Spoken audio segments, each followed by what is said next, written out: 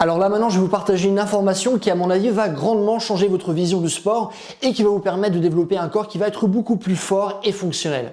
Alors il y a une étude qui a été faite sur 12 mois qui comparait les changements qui ont lieu au niveau des tendons d'Achille à la fois de gymnastes et à la fois de personnes sédentaires. Et ils ont remarqué que malgré le fait que les gymnastes avaient des muscles qui étaient plus développés et plus forts, il semblerait que les tendons d'Achille de chaque groupe avaient les mêmes tensions et était aussi fort.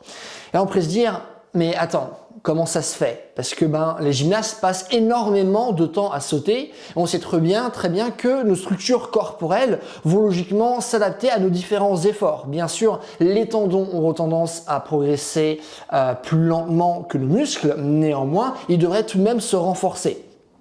Mais pourtant, ce n'était pas le cas. Il n'y avait pas de différence. Alors, comment pourrait-on expliquer ce phénomène? Alors, il y a différentes raisons que je pourrais aborder dans cette vidéo. Néanmoins, j'ai décidé d'en aborder une seule, qui à mon sens est la plus importante. C'est que quand on pense aux gymnastes qui font des sauts, où font-ils des sauts? Dans quel contexte font-ils des sauts?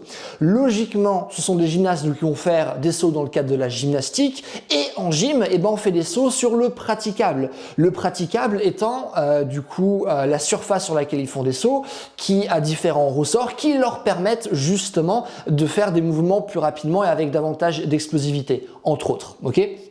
Donc, ça c'est vraiment intéressant parce que si on regarde ce que savent faire les gymnastes en dehors du contexte de la gymnastique, certes, ils seront encore forts, ils seront encore souples, ils ont encore un certain niveau d'explosivité, mais lorsqu'il s'agit des sauts, on voit très bien que leur explosivité n'est pas si impressionnante que ça à partir du moment où ils sortent du contexte de la gymnastique.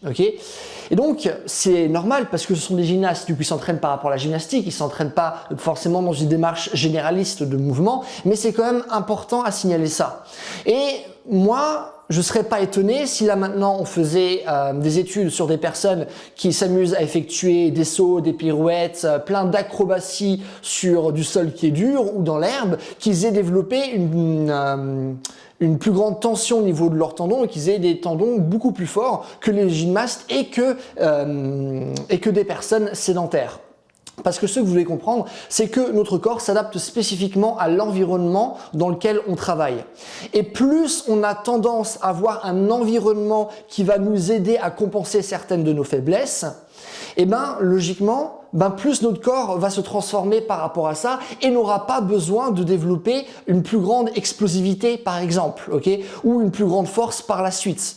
Parce que notre corps s'adapte à la complexité de la tâche à laquelle notre corps est confronté. Donc si on se confronte à des tâches qui sont simples, on aura un corps qui saura répondre à des tâches qui sont simples, mais pas forcément des tâches qui sont compliquées. Et donc tout le matériel que vous utilisez doit vous aider par la suite pour réussir des choses plus compliquées. Donc si maintenant vous voulez avoir un corps qui est vraiment fort, si vous voulez vraiment être capable de faire des sauts impressionnants, c'est intéressant d'utiliser un praticable pour pouvoir faire davantage de figures, pour avoir davantage d'aide, mais ce praticable doit vous aider par la suite à travailler sans praticable. C'est comme lorsque vous avez une rivière à traverser, c'est bien d'avoir un bateau pour traverser la rivière. Mais une fois que vous êtes à nouveau au niveau du sol, vous n'avez pas besoin de vous trimballer le bateau avec vous. Chaque outil a un temps précis dans lequel cet outil est intéressant. Et c'est la même chose pour tous les matériels. Or, je vois beaucoup trop de personnes qui utilisent des matériels qui facilitent grandement leur vie. Or, nous, ce qu'on veut, c'est rendre les choses plus compliquées. On veut augmenter davantage en complexité parce que c'est la complexité qui va réellement faire notre force. Et donc ça, à mon sens, c'est vraiment quelque chose de très important à garder en tête. Et comme le disait Ido Portal, high-tech tools, low-tech movers. Et grosso modo, plus vous avez des gadgets high-tech, plus vous dites, il faut tel et tel truc, il me faut une salle de muscu, il me faut tel et tel d'élastique de Christophe Cario. Ce qui va se passer, c'est qu'au bout d'un moment, vous allez développer un corps qui ne va pas être si fort que ça. Donc voilà, c'est tout simplement ce que je vais vous dire dans cette vidéo. Et voilà, si vous avez des questions, n'hésitez pas à les mettre dans les commentaires. Je réponds à tout le monde comme d'habitude. Si vous avez aimé cette vidéo, n'hésitez pas à me mettre un j'aime et à vous abonner, ce qui va améliorer la manière dont mes vidéos vont être répertoriées, ce qui est cool pour moi. Et en attendant, passez une bonne journée. Bye!